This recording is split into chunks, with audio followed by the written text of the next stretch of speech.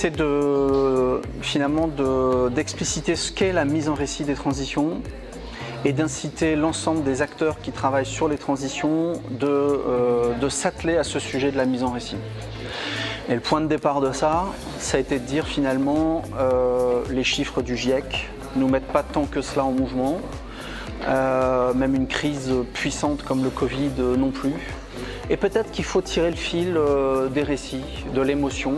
Donc l'idée, c'est d'inciter tout le monde à travailler des écrits, des vidéos, des podcasts, montrer les réussites de ce qui se fait et montrer qu'on peut réussir sa vie dans un monde réussi qui serait autre chose que la consommation effrénée, que le pompage des ressources naturelles, etc.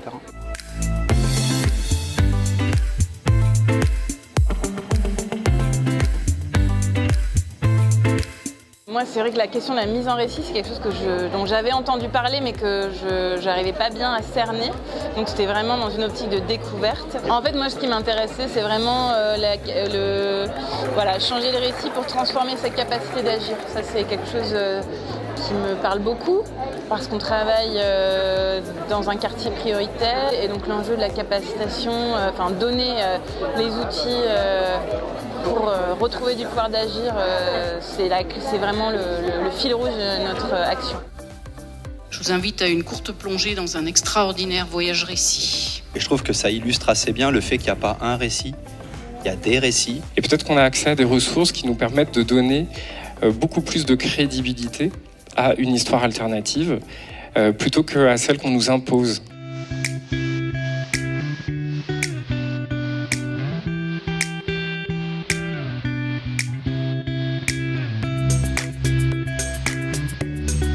On a un atelier par exemple sur les scénarios prospectifs de l'ADEME. Comment on va vivre à horizon 2050 en respectant nos obligations climatiques? On a un atelier qui va discuter de la communication. C'est quoi la communication à l'heure des transitions? C'est quoi l'éthique qui doit guider ces métiers de la communication? On a un atelier avec Virage Énergie sur la façon d'arriver à adresser des scénarios de transition énergétique, des scénarios de sobriété. On essaie toujours de lutter contre ce toujours les mêmes. Et en fait, on a des objectifs collectifs qui peuvent être collectifs à la collectivité, au service.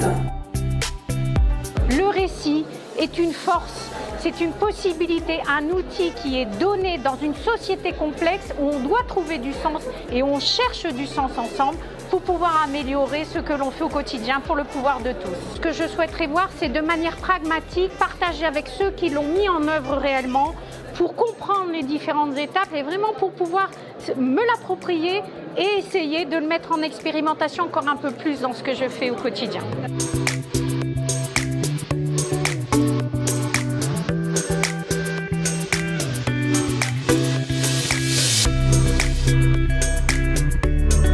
Prendre au sérieux les histoires qu'on raconte, c'est pas se raconter des histoires, c'est au contraire s'outiller de manière efficace sur cette conduite de changement. On a besoin d'exemples inspirants qui portent cette logique d'approche narrative de manière approfondie. Et donc, soyons nombreux, soyons au rendez-vous.